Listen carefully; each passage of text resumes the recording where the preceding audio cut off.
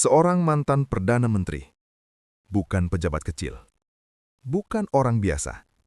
Dan hari ini, dia dijatuhi hukuman penjara 15 tahun. Pertanyaannya bukan lagi siapa dia, tapi apa yang bisa kita pelajari dari negaranya. Malaysia kembali menjadi sorotan dunia. Mantan Perdana Menteri Najib Razak dijatuhi hukuman penjara tambahan setelah dinyatakan bersalah atas penyalahgunaan kekuasaan dan pencucian uang. Kasus ini berasal dari skandal dana negara 1MDB yang nilainya mencapai miliaran dolar.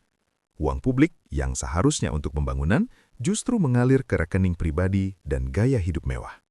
Pengadilan menyatakan tidak ada alasan pembenar, tidak ada kekebalan, tidak ada pengecualian.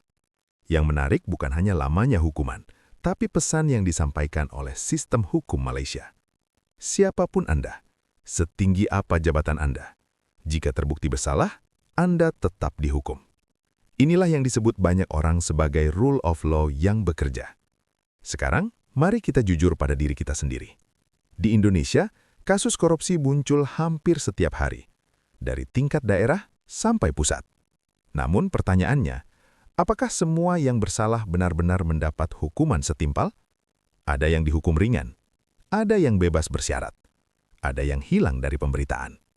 Bukan berarti Indonesia tidak punya hukum, tapi publik sering bertanya, apakah hukum kita benar-benar setara untuk semua?